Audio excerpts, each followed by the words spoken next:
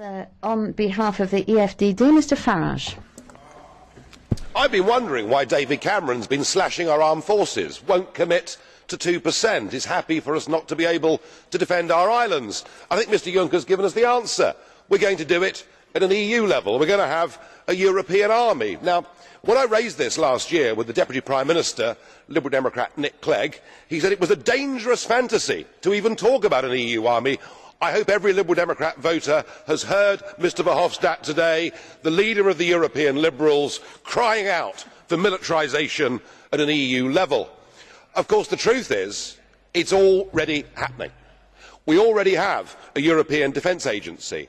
We already have EU battle groups on active service all over the world. We already have an EU Navy active against the Somali pirates, and who can forget Eurocorps here in Strasbourg last year, virtually goose-stepping that ghastly flag round the courtyard outside.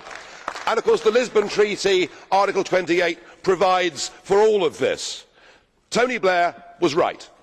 He said the European Union is not a project about peace, it's a project about power. And I think Mr Juncker is trying to seize on an opportunity. We ourselves in the European Union provoked the conflict through our territorial expansionism in the Ukraine. We poked the Russian bear with a stick, and unsurprisingly, Putin reacted.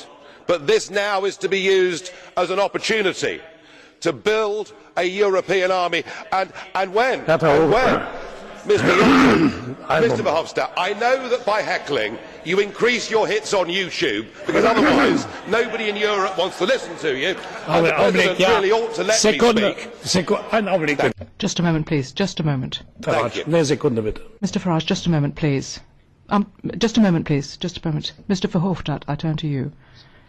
I have to ask you, please, to calm down. You may not like this speech, but we are Democrats and we listen to you too. So please do not interrupt. Well, we certainly are Democrats, and we've never shouted you down, but you always try and shout us down. The point I was making is this: the opportunity is being seized, and Mr Juncker said we must convey to Russia that we are serious.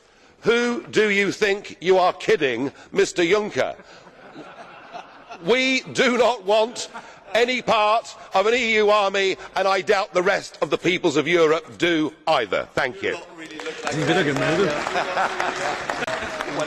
I would like to ask Mr Farage, what do you think that we should have to do, Mr Farage, when Russia, for example, is supporting with the most modern armaments, you know, the separatists?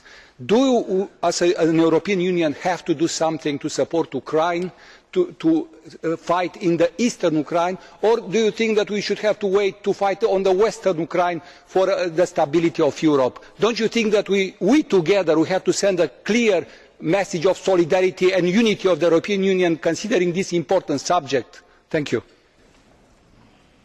Speech. We, through our territorial ambitions, provoked the overthrow of an albeit corrupt but democratically elected leader in the Ukraine. We have provoked this crisis. Now the question you ask is, what do we do from here? I was in this chamber at the time when Libya was attacked. I heard the Liberals and the Greens screaming, frothing at the mouth, for us to bomb Libya, for us to become militarily involved, because we believed that would make things better. My view, sir, is if you look at Afghanistan, if you look at Iraq, if you look at Libya, and you look at the attempt to back the rebels in Syria, many of whom have now morphed into ISIS, we see that our recent foreign military interventions have made things worse, not better.